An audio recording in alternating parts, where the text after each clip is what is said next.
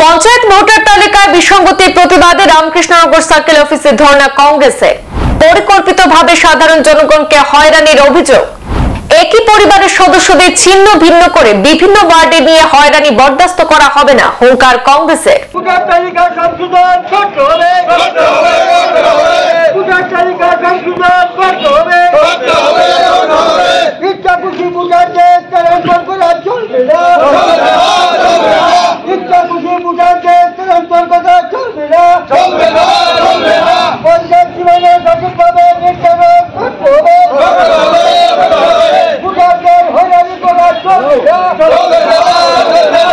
রাতাবাড়ি তথা নবগঠিত রামকৃষ্ণনগর বিধানসভা কেন্দ্রের অন্তর্গত প্রতিটি জিপিতে পঞ্চায়েতে খসড়া ভোটার তালিকায় বিসঙ্গতির প্রতিবাদে গর্জে উঠল ভারতীয় জাতীয় কংগ্রেস।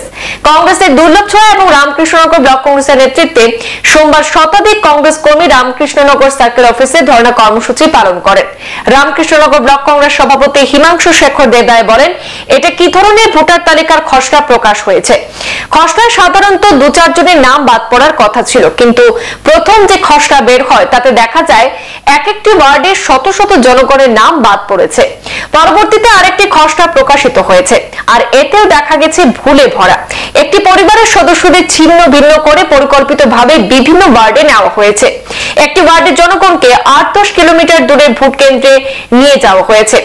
সাধারণ অসুস্থ এবং বয়স্ক মানুষরা এত দূরে গিয়ে কিভাবে তাদের সাংবিধানিক অধিকার প্রয়োগ করবে বলে উল্লেখ করেছেন।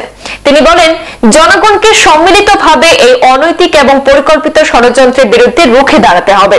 ভোটার তালিকা সঠিকভাবে ঠিক করে সেখানে নির্বাচন অনুষ্ঠিত করার আহ্বান জানিয়েছেন তিনি। একইভাবে আজকের এই ধর্ণা কর্মসূচিতে উপস্থিত ছিলেন দুর্লভছড়া ব্লক কংগ্রেসের সভাপতি মনোজের আলী, কংগ্রেস নেতা বুদ্ধ দাস সহ বিশিষ্টজনরা। ভালো বিশেষভাবে অবগত আছেন ভোটার তালিকা নিয়ে চলছে। এখানে ভোটার সেইখানে এই ওয়ার্ড কেটে সেই ওয়ার্ড কোনো স্থানে একটা ওয়ার্ডই পুরো নেই। এই যে সমস্যা, কারো মৃতের নাম উঠে গেছে, কারো নাম উঠেনি।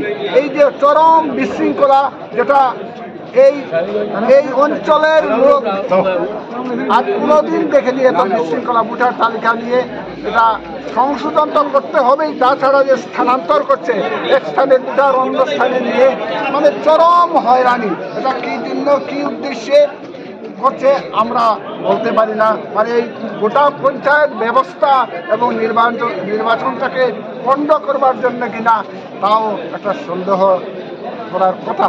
তো আপনারা দেখেছেন উচ্চ স্তরের যারা আমাদের প্রদেশ নেতারা বলছেন এই নিয়ে, বিভিন্ন সময়ে বিভিন্নভাবে দিয়েছেন, আমরা সবাই অবগত। তো এটা চলতে পারে না।